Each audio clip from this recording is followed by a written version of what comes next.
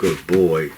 Just hanging out with the RCA dog. Actually, not the RCA dog. I'll explain more soon. Welcome to Hack-A-Week.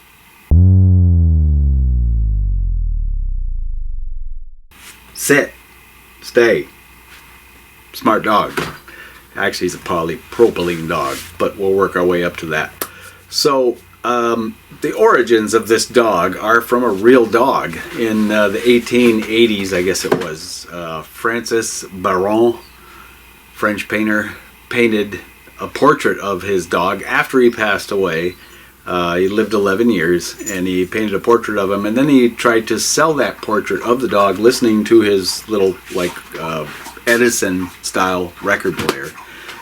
Took it to the Edison company and showed them the picture, and their reply was, dogs don't listen to records. So much for that. Then he went to the gramophone company. They loved it. They said, yes, please, but could you redo the painting and put our gramophone in there with the horn and make it gold? And he said, sure, and sold it for about the equivalent of $16,000, $18,000 now. Pretty cool. So fast forward, that was in 1899. Then they started putting it onto some of their record labels, things like that, used it for promotions, and then the company merged with someone else who copyrighted it. Anyway, it became the RCA company, and then through the 20s, 30s, everybody knows it as his master's voice, the RCA company, the RCA dog, but he actually started out as the gramophone dog. But anyway, then the plastic stuff started happening in the 1950s. The Old King Cole company, RCA, contracted them to make little promotional plastic polypropylene dogs, which they did in three sizes: 34-inch, 18-inch, the rarer one, and 10-inch. You can find these still on the internet. There's a lot of knockoffs too that weren't made by the Old King Cole company. That went on for a while, but it became not cost effective anymore because they're made in these cast iron molds with polypropylene process. Lots of work goes into it. It was hand painted, which makes them a really cool collectible thing. But eventually they went by the wayside, and so there's some still out there. Like this one, which comes from the Radio Museum. Look in the show notes, there's a link to the Radio Museum here at AB Tech, run by a bunch of really cool people, all ham radio operators. And they have a really neat radio museum there. If you're ever here in Asheville, go visit it. It is awesome. Like I said, link in the show notes. So they've asked me to restore this for them. The paint is a little bit chipped up on the ears. That's the main thing. The rest of it's in really good shape. So I need to scrape all this paint off, and I got to be careful doing it. I don't want to do any harsh chemicals that are going to dissolve the polypropylene or leave it really weird. I don't want to sand it. Sanding it will leave it fuzzy and rough. It won't be able to get smooth again. It'll look odd. I need to just see if I can maybe scrape it off. But enough of all that history. Let's get you in for a closer look to see what I'm in store for. Good boy. Thor, the real dog. Say hi to everyone, Thor. It's a good boy. Yep. This is Nipper. Okay, Nipper's got some paint that's been redone once by someone. It's obvious when you see this with the naked eye. You can kind of tell it's a couple different colors. Somebody touched it up once. Plus, I think on one of these ears, yeah, right there, you see that little bit of a shadow line. That is from a previous chipped away part to here, and then this is the new paint, and you can see they just painted over it. So I want to scrape it back all the way to this feathered in area. I'm going to see if I can get away with this. I took a chip of this and I got some paint mixed, some enamel paint at a paint store, so it's going to match. It's going to match what I've already got on here, I hope. I think it will. But I'm going to carefully airbrush in up only to this kind of a, I'm going to call it a fade out halo, and then just fill in the rest. The tricky parts are going to be to do all this spraying underneath the ear as well and not get it anywhere else on the nose or the eyes. They're all painted by hand with like little stencils. It's pretty cool. Nipper. So the first thing I got to do is figure out a way to scrape this off without being too invasive. I've got some scrapers here, some pry bars and stuff that I used when I was still working on cars and do a lot of trim work on interiors and such. These are pretty hard. I've already tried out a couple of them, and they'll scrape away some of this paint. But what I want to do is apply a little bit of heat, not a lot, like from a hairdryer, just to warm the surface, warm the paint a bit. And this is kind of cold right here in the workshop. It's probably 68 degrees in here, something like that. And if I warm this up, maybe it'll expand a bit, pop off a little bit easier. So that's the plan. Let's proceed. I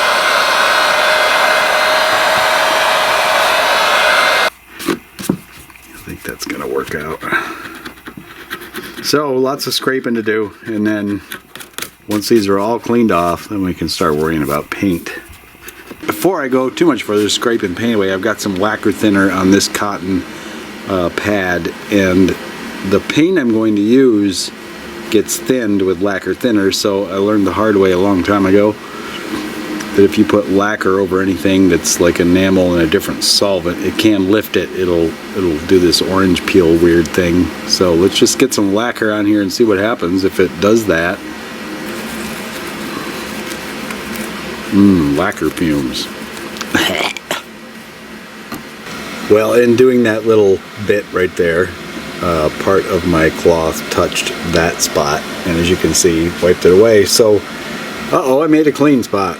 I'm just going to wipe all of it off. I'm going to wipe it all off with lacquer. It's going to take a while, but I'm going to wipe it all off. Every bit, both sides. I've got pictures of where the ring originally was, or the boundary of the brown ear. So I got that for reference. So yeah, I'm going to wipe it all off.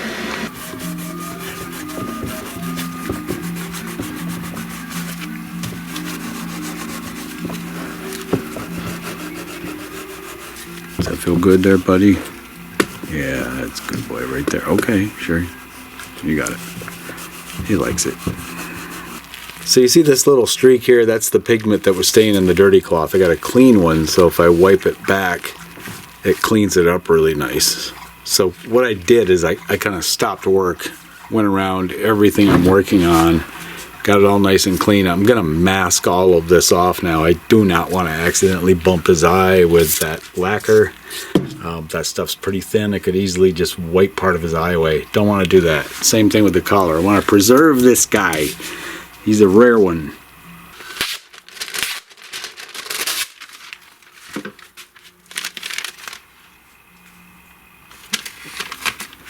Okay, I'm just going to cover you up. This won't hurt a bit. Alright, that's better. A little more wrapped up. Vulnerable areas covered. This stuff is a little more stubborn, but it looks like scraping it is going to be the way to go. I didn't want to get after it with anything really abrasive. Alright, let's unwrap him on the front here. Let him breathe again. Got a little bit of a line there, residual from all the work I did. Crept under the tape, but that's why I had it there. Keep all that stuff from getting in his eyes. One of his eyes is a little beat up already. I may or may not try to touch that up later. We'll tackle the ears first. Well, I got Nipper really cleaned up and all prepped to paint, and got into working on it a little bit. And this is funny. I actually got so involved in this project that I completely forgot to shoot the video of me doing the airbrush work. I don't know if that's a first or not. It might be a first. Could be. Anyway, you saw it here on Hack a Week, but he's done. But, you know, I really want to just show you stuff about airbrushing. So we'll take a little closer look at Nipper a little later, what I did to him. But let's go ahead and talk about the airbrush. I want to give you a little demo because, come on, it was supposed to be some airbrushing. I cannot believe that I just totally forgot to do part of this goddamn video. Hang in there. Okay, let's do a little quickie explanation of how an airbrush works. This is mine. It's a Pache, and as you can see, this portion right here is pretty much what's in the picture. This little button right here is what controls everything. Air comes in through here, paint goes in this cup, and then it goes up into the airbrush through this section that you see in blue. Air is the purple area. When I push down on this, I let air go through. When I pull back, it pulls the needle back from the nozzle and lets paint flow. So, how does it do that? Well, this nozzle right here has the needle inside it, and it's pushed up and closed. Air flows past this nozzle in a tiny little gap, and as it comes out, it's creating a negative pressure area right there because it's being accelerated. So when I pull the needle back, that negative pressure wants to be filled by something. Nature abhors a vacuum. So what happens is the fluid then gets pushed by atmospheric pressure through the nozzle. If I pull it back more, I've got more paint coming out. If I go like this, I've got less paint. So you can vary the width of the spray pattern by pulling the needle back or letting it go to closed. That's pretty much a basic explanation of how it works. So now let's look at it in action. I've got the airbrush hanging here, and its little hanger it comes with. It's handy because you don't want to spill what's in the cup. This compressor is pretty nifty. I bought it on Amazon. The brand is TimberTech. It was about $80, I think. What I really like about it is it's very quiet. Hardly any noise at all. I think it's rated at 45 decibels, so not very much. And you can see the pressure coming up there just a little bit. So we'll let it get up to pressure, and then we're going to adjust the regulator here to maybe 10 to 20 psi. Depends on what you're spraying and what you're working on. I've got some India ink in my pot here. It's water-based, pretty easy to work with. So let's do a quick little demo. So when I push down, you'll hear the air come out. And then as I pull back, we get some flow. And the compressor kicks back on. I'm going to knock that down for a second. You can do really fine lines with it if you just barely pull the trigger back.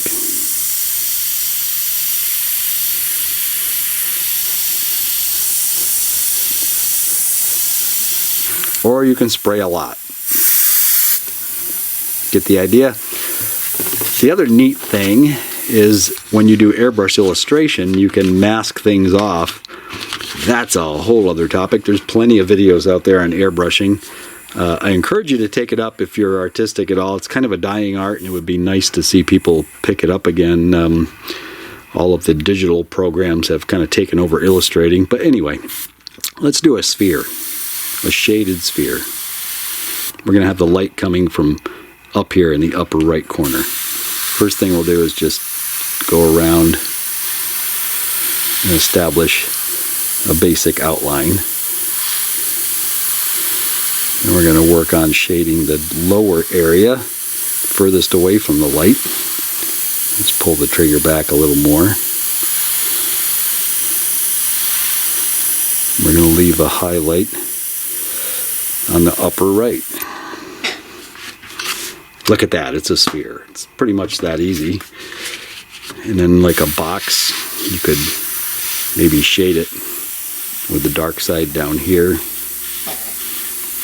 Getting lighter as you go toward the other end. So the light's coming from this way. Might even be able to do a quick little demo of a perspective here. Let's see if I can pull this off. Not really. I would have to mask that off.